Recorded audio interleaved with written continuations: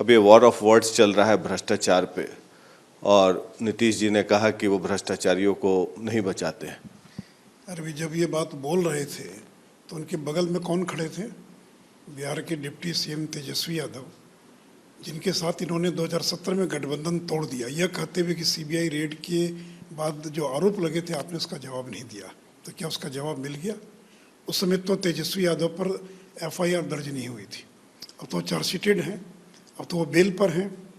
और ये आईआरसीटीसी घोटाले के सारे कागजात तो ललन सिंह, शिवरण तिवारी, इन्हीं लोगों ने जमा किए थे।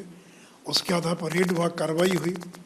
तो आप जिनको अपने बगल में बैठाए हुए हैं और जिनके साथ आपने समझौता किया, लालू प्रसाद यादव, जो 5 से ज़्यादा भ्रष्टाचार से जुड़े मामलों के अंदर सजा याफ्ता है, और फिर कह रहे हैं कि भ्रष्टाचार के साथ मैं कोई समझौता नहीं करूँगा।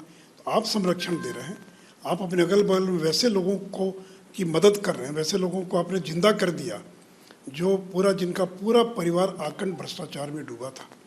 और देखिए, ये जो पीएम ने कहा कि सारे भ्रष्टाचारियों को एकजुट करने का प्रयास किया जा रहा है, यह ध्रुवीकरण हो रहा है।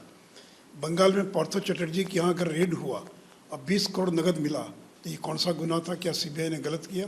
या सत्येंद्र जैन अभी तक जेल के अंदर बंद है, या महाराष्ट्र के अंदर नवाब मलिक हो, अनिल देशमुख हो, तो या तो पार्टियां मिलकर ये तय कर दे कि सीबीआई को बंद कर दिया जाए, भ्रष्टाचार कोई मुद्दा नहीं है।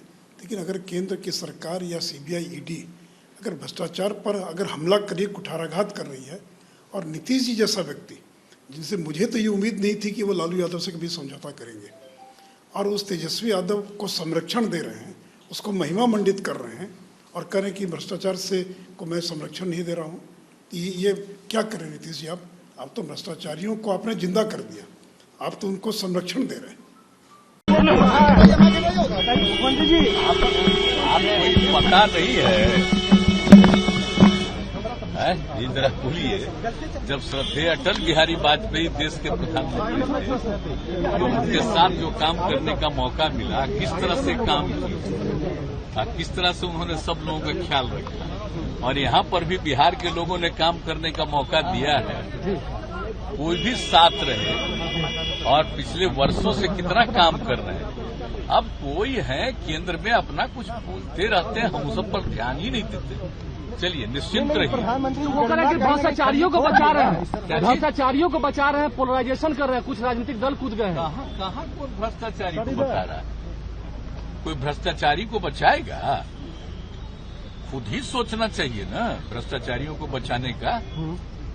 इधर उधर कोई राज्य में जो हो रहा है, कहां से किसको लाने का, तो उन अपना सोचे वो लोग। यहां पर तो हम लोग कभी भी भ्रष्टाचारियों को इतने दिनों में बर्दाश्त नहीं किया, एक बार अच्छी तरह जान लीजिए। लेकिन वो क्या बोलते हैं तो वो अपना बोले, हमको उससे क्या मतलब? हमारी कोई प्रतिक्रिया कर रहे हैं केवल से। हमारी कोई लगाया गया जदयू कार्यालय में सर। अरे आप प्रधान ही मंत्री हैं तो सब जगह जा नहीं सकते हैं। केरला में कौन है आप जानते नहीं?